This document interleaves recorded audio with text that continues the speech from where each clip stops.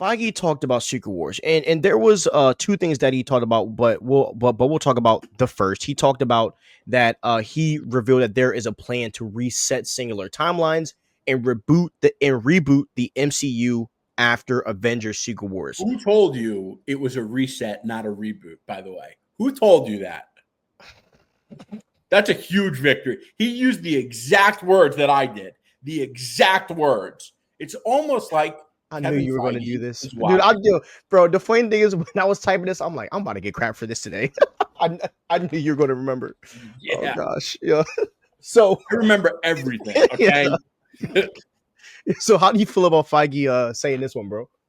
Oh, bro, music to my ears. Because, of course, this is why I knew it was a reset, not a reboot. Number one, I read the comics. Number two, they're not going to reboot it and toss out their legacy. The second they do a reboot and they're like, this is a new MCU, everything else is history and it's not a part of what they're doing. Yeah, And they get to have that storied history that is so successful, and they wouldn't be as successful as they are if they were making the kind of decisions of rebooting and throwing that away. So I knew it was going to be a reset because we're going in Secret Wars was a reset. Here's what you also have to understand about the comics. mm-hmm. Marvel and DC both do these major crossover events, and most of the time Marvel does it as a crossover because they want to tell a story and they want to involve certain characters. DC does this more, but Marvel still does it, and they did it with Secret Wars.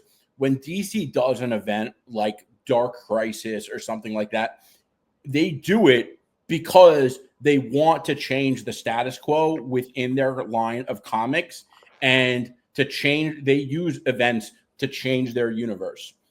Secret Wars is an example of that. Secret Wars changed the Marvel universe, and it reset everything, and it put everything into one universe and not a multiverse, right? Yeah, And of course, they're not going to do multiverse stuff. They know it wasn't successful, and they want to bring it all back to one timeline. And in order to do that, you do Secret Wars. And Secret Wars, the multiverse is going to go bye-bye. It's going to be one universe, and that one universe is going to have a lot of focus on the X-Men.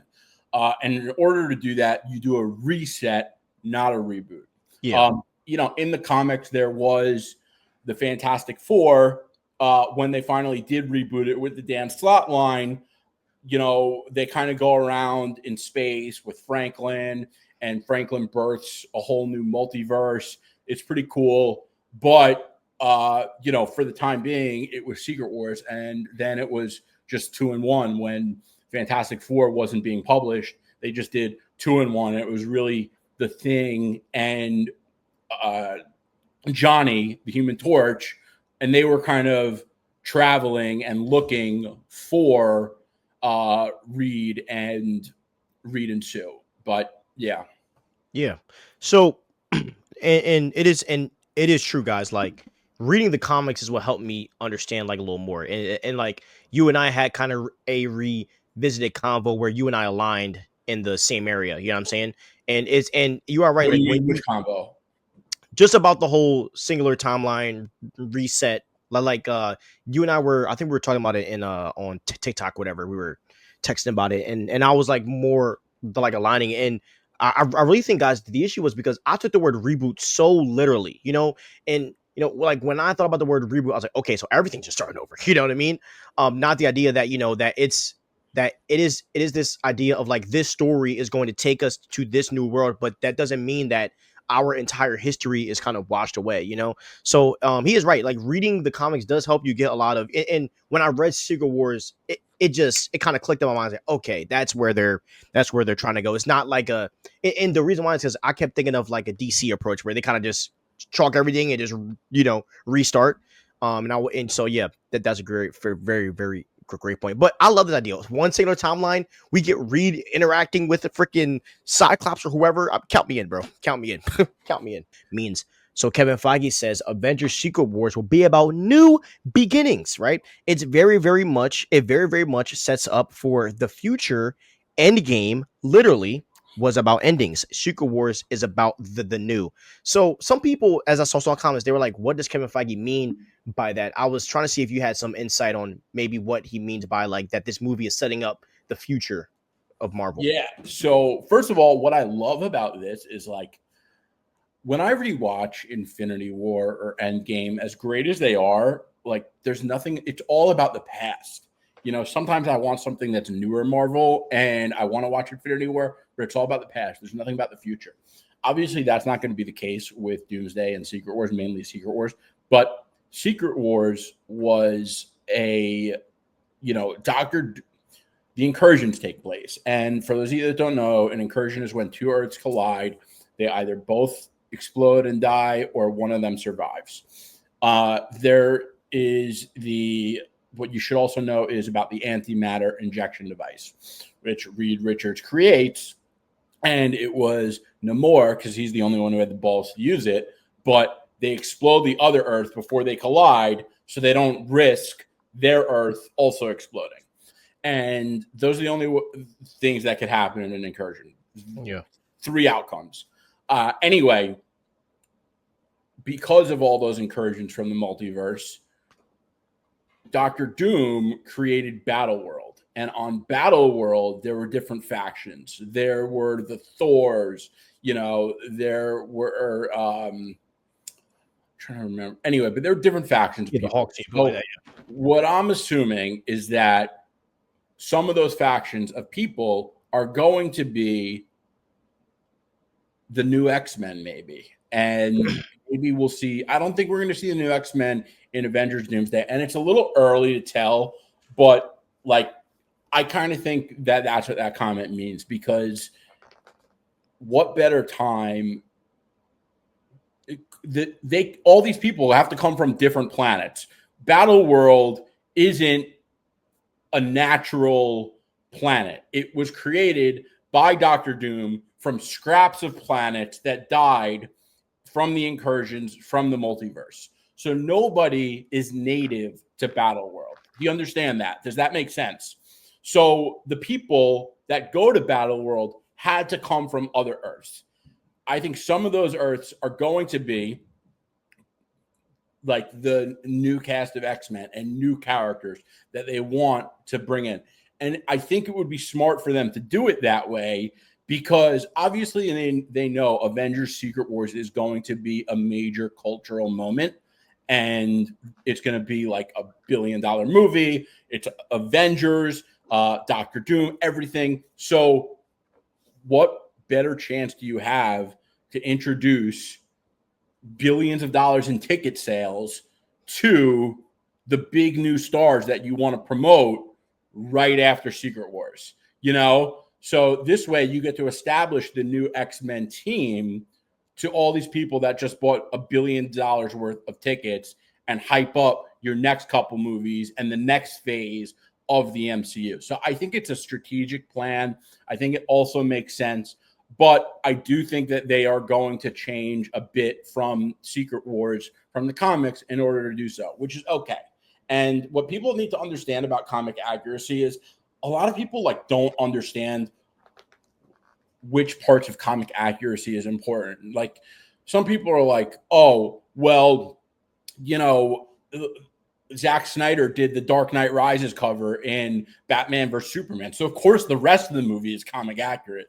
Like, that is just an intellectually inferior train of thought. Comic accuracy matters about when it comes to the characters and the characterizations. Taking some inspiration from a comic book and changing the story to make a new original story is fine. We just want the characters to be comic accurate. The characters that we know work in the comics, the ones that we love, fine. If they're a little less popular and no one really cares about, fine. Or if, like, you know, I don't care as much about Superman as I do Batman, so I don't really care about the Jor-El thing. You know, things like that. Or I don't really like Green Arrow's politics, so when they, you know, made it a little more subtle in the Arrowverse, I was fine with that. You know, and people will have a little give and take there, but, like, you know what?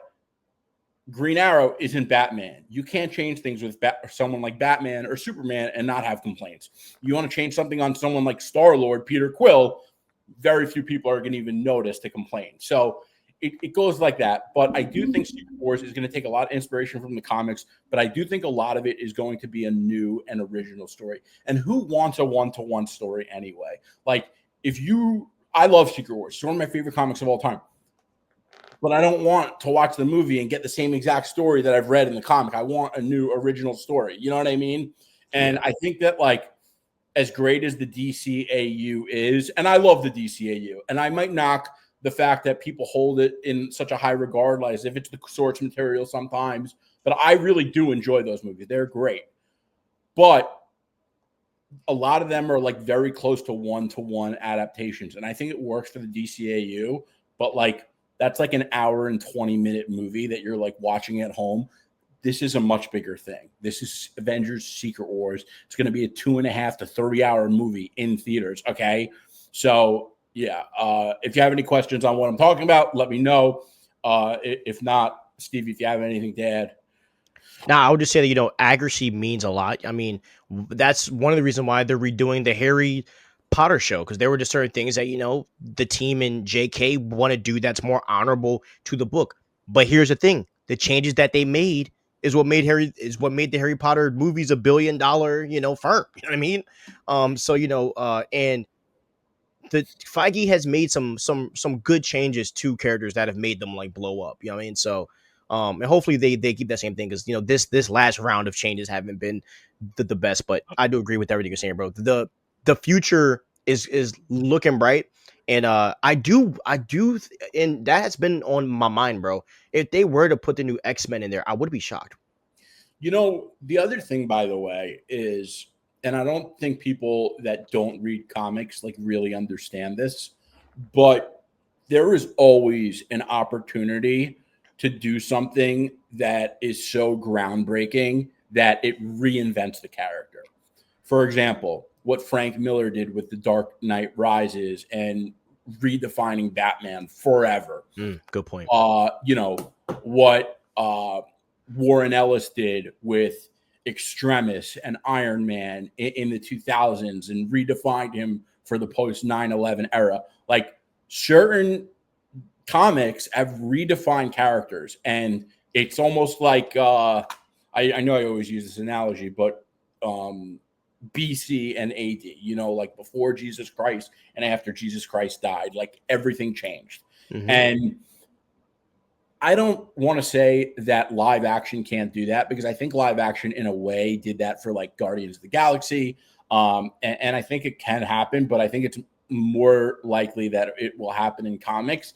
And if a character is super popular and everyone already loves him, chances are you're not going to see that happen as much, because it's kind of hard to change something if everyone already if it's not broke, don't fix it.